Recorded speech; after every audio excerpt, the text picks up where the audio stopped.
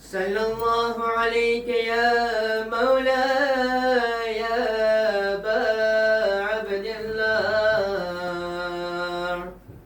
صلى الله عليك يا ابن رسول الله روحي وجسمي والأرواح العالمين لك الفداء يا غريم يا مظلوم يا شهيد بأرض كربلاء قال الله سبحانه وتعالى في القرآن المجيد والفرقان الحميد بسم الله الرحمن الرحيم يا أيتها النفس المطمئنة ارجعي إلى ربك راضية مرضية فادخلي في عبادي وادخلي جنتي صدق الله العلي العظيم اللهم صل على محمد وآل محمد. Sayyid Muntazir Rizvi Sahib, mes aînés, mes chers frères, mes chères sœurs, Salamun alaykum wa rahmatullahi wa barakatuh. Hier, nous avons poursuivi notre discussion sur les 12 règles d'or du Nahjul Balagha. Nous avons étudié la 5e, la 6e et la 7e règle qui nous apprennent à ne pas être orgueilleux lorsqu'on fait une bonne action, d'être généreux de bon cœur et d'être toujours satisfait avec ce que l'on possède. Aujourd'hui, nous continuerons avec 3 nouvelles règles de vie, 3 nouvelles paroles du Nahjul Balagha qui peuvent transformer notre façon de vivre. Muhammad wa Ali Muhammad sallallahu.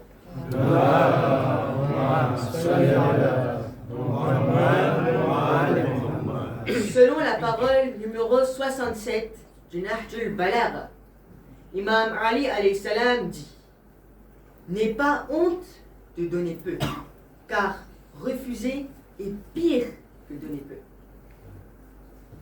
Parfois, quelqu'un nous demande quelque chose et nous hésitons. Nous nous disons que ce n'est pas assez, que ça ne vaut pas la peine de donner. Mais même un petit don a de la valeur. Il y a des gens qui donnent sans se poser des questions, même quand ils ont peu. D'autres qui en ont n'arrivent jamais à donner. On trouve de tout, des personnes généreuses et d'autres très attachées à leur bien. Certains donnent avec sincérité, d'autres donnent par obligation. Mais au fond, la richesse ne change pas tout. Ce qui compte, c'est l'intention.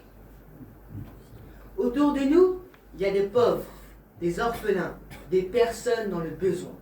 Et face à cela, dire « je ne peux rien donner » devient souvent une excuse. La règle est simple et claire. Ne refuse jamais. Même si c'est peu, même si ça nous paraît insignifiant, 50 centimes, 1 euro, 5 euros, 10 euros, ce n'est pas la quantité qui compte en premier, mais le geste. Donne ce que tu peux, mais ne ferme jamais la porte au don, même tout petit. On vient de voir une règle importante dans notre quotidien. Passons maintenant à la règle suivante, qui est ma préférée. Muhammad wa Ali Muhammad sallallahu.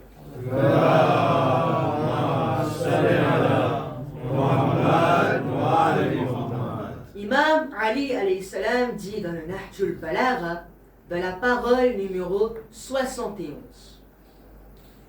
Plus l'intelligence augmente, plus la parole diminue.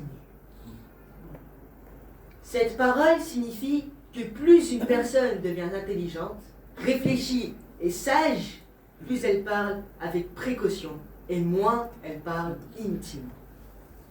Au début, on a tendance à parler facilement. On donne son avis rapidement. On réagit tout de suite. On veut expliquer, répondre, corriger. On pense que parler beaucoup montre que l'on comprend bien. Mais avec le temps, on change. On commence à voir qu'on s'est souvent trompé en parlant trop vite. On a défendu des idées qu'on ne maîtrisait pas totalement. On a jugé des situations sans connaître tous les détails. Et parfois, on a dit des choses qui auraient été mieux gardées pour soi. Alors, on apprend à ralentir. On n'a plus besoin de répondre à tout. On ne se sent plus obligé d'avoir un avis sur quelque chose. On comprend que le silence peut être aussi une réponse, parfois même la meilleure. Parfois, le silence est plus puissant que les mots. La parole devient alors différente. Elle n'est plus automatique. Elle n'est plus utilisée pour remplir les blancs ou pour exister dans une discussion. Elle devient plus rare, mais plus réfléchie. On choisit mieux les moments où parler et surtout ce qu'on décide de dire. Ce n'est pas parce qu'on sait moins parler, c'est parce que l'on comprend mieux la valeur des mots. Un mot mal placé peut créer des erreurs, des conflits ou des malentendus. A l'inverse, un mot bien choisi peut suffire à dire l'essentiel. C'est ce que résume cette parole du Nahjul Balagha. La véritable intelligence ne se mesure pas à la quantité de paroles, mais à la capacité de parler juste ou de se taire quand il le faut. Comme Muhammad wa ali Muhammad sallallahu Allahumma salli ala Muhammad wa ali Muhammad. Passons maintenant à la règle suivante. Selon la parole numéro 39, l'imam Ali alayhi salam nous rappelle une règle fondamentale. Les actes d'adoration facultative ne rapprochent pas d'Allah subhanahu wa ta'ala s'ils empêchent d'accomplir les obligations.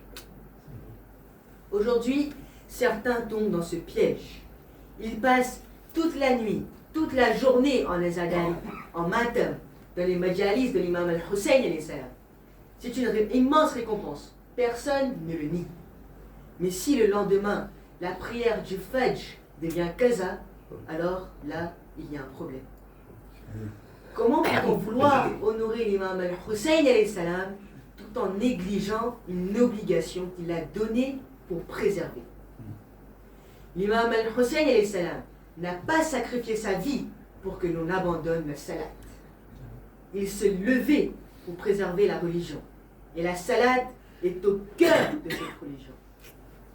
À Karbala, au milieu des flèches et des épées, il n'a pas repoussé la prière. Attention, je ne suis pas en train de dire ne faites pas matam, ne participez pas au majalis, ne faites pas d'actes mustahab. Bien au contraire, faites-les, multipliez, car ils nourrissent le cœur et renforcent l'amour des Ahlul Bayt alayhi salam. Mais que les mustahab ne prennent jamais la place des badges. Faisons les deux. Accomplissons nos obligations, puis embellissons-les par les actes recommandés. C'est cela l'équilibre de la religion, c'est cela l'équilibre de l'islam, et c'est cela qui nous enseigne l'imam Ali alayhi salam. Muhammad wa ali Muhammad sallallahu. Allahumma salli ala Muhammad wa ali Muhammad. Nous avons vu 3 règles aujourd'hui. Au total, nous en avons vu 10. Il nous reste donc 2 règles que nous verrons lors de la 12e nuit, Inch'Allah. Inch'Allah, je compte sur votre présence à tous pour ne pas rater les dernières règles. Muhammad wa ali Muhammad sallallahu.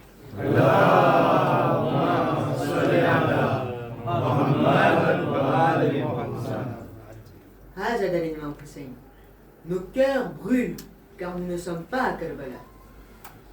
Qu'Allah subhanahu wa ta'ala nous accorde la ziyarat de l'imam Hussein alayhi salam dans ce monde et sa shafa'a dans l'autre monde. Cette soif intérieure, cette envie de Karbala, elle brûle en chacun de nous. On a tous ce souhait, marcher vers Karbala. Et au milieu de cette douleur résonne encore l'appel. Hal minna siriyan surna. Mais posez-vous la question. Imam Hussein alayhi salam avait-il réellement besoin de notre aide? Les anges eux-mêmes sont venus lui proposer leur soutien. Et qu'a répondu l'imam? C'est entre mon créateur et moi. Cet appel, mes frères et sœurs, n'était pas un appel de faiblesse, mais un cri adressé à l'univers entier. Et vous savez, mes amis, vous et moi, ici présents ce soir, quand nous récitons la Zalat et Ashura, nous disons avec émotion, si seulement j'avais été présent à Karbala. Et pourtant, répondre à cet appel, ce n'est pas uniquement à Karbala, c'est ici, maintenant, dans notre quotidien que cela commence. Votre présence dans les majalis est une réponse à cet appel. Servir un verre d'eau comme Sabil est une réponse à cet appel. Porter des linges noirs est une réponse à l'imam Hussein alayhi salam. Vos donations pour l'imam Barga, c'est une réponse à cet appel. Votre bon comportement, votre patience, vos larmes sont une réponse à cet appel. La mise en pratique des règles d'imam Ali alayhi salam est une réponse à cet appel. Mais ce soir, la nuit d'Ashura, dans l'obscurité de ce désert, une lumière s'allume à Karbala. Et cette lumière, c'est Hussein ibn Ali alayhi salam. Au milieu des épreuves, au milieu des douleurs, les Ahlul Bayt alayhi salam et leurs compagnons ne cherchent plus les plaisirs de ce monde. Ils sont pressés de rencontrer Allah subhanahu wa ta'ala. Azadam. Cette nuit, nous allons pleurer sur Janabé Ali Asghar alayhi salam. Un bébé de 6 mois qui a été tué par une flèche à Karbala. Azadaro, quand les compagnons de l'imam Hussein alayhi salam furent tous tués sur la terre de Karbala, l'imam a dit Hal minna siriyan surna. Y a-t-il quelqu'un pour me secourir? Qui peut me venir en aide? Lorsque l'imam a prononcé ces mots, dans la khayma, les femmes ont commencé à pleurer. L'imam Hussein alayhi salam est venu vers la tente.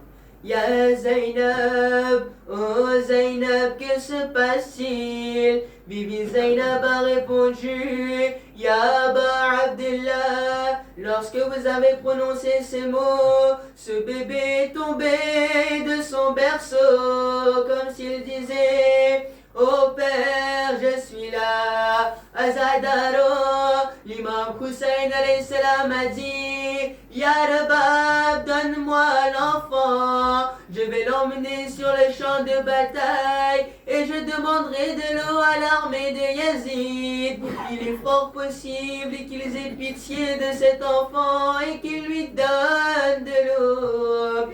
Azadaro, Bibi Rabab prépara Janab Ali Asghar alayhi salam et donna sur les mains de l'imam Hussein alayhi salam. Quand l'imam est venu vers l'armée de Yazid, ils ont dit Hussein est en train de ramener le Coran. Hussein va nous demander de faire la paix. Et lorsque l'imam Hussein alayhi salam est venu devant eux, et que l'imam Hussein leur montra le bébé de 6 mois aux ennemis, ils ont commencé à pleurer. L'imam Hussein alayhi salam a dit, ô armée de Yazid, donnez de l'eau à mon enfant, il est assoiffé depuis 3 jours. Si vous pensez que je vais boire l'eau à la place de Ali Asghar, je pose mon fils sur la terre de Karbala. Venez, faites-le boire de l'eau. Azadaro, quand Ali Asghar est venu sur la terre de Karbala, il commença à trembler comme un poisson qui sort de l'eau. Azadaro, Omar et Saad a dit à Hurmala. Hurmala commence à tirer sur Ali Asghar, mais les mains de Hurmala ont tremblé. Omar et Saad a dit, Hurmala, pourquoi tu trembles? Hurmala dit à Omar et Saad, Ya Omar et Saad, quand je vise la tête de Ali Asghar, je vois la mère de Janab Ali Asghar me supplier. Oh Hurmala, qu'est-ce que mon enfant t'a fait? Pourquoi veux-tu tuer mon enfant? Azadaro, il arrive à ce moment où la flèche atteignit Janab Ali Asghar alayhi salam, qui fut tué dans les bras de l'imam Hussein alayhi salam. Azadaro, qu'est-ce que l'imam Hussein alayhi salam va dire à Janab Rabab? Le Le corps de Janab Ali Asghar était sur les mains de l'imam Hussein. Il se dirigeait vers la khayma tout en disant Inna lillahi wa inna ilayhi raji'un. Ridhan bi qadaihi wa tasliman li amri. Allahumma salli ala Muhammad wa ali Muhammad wa ajil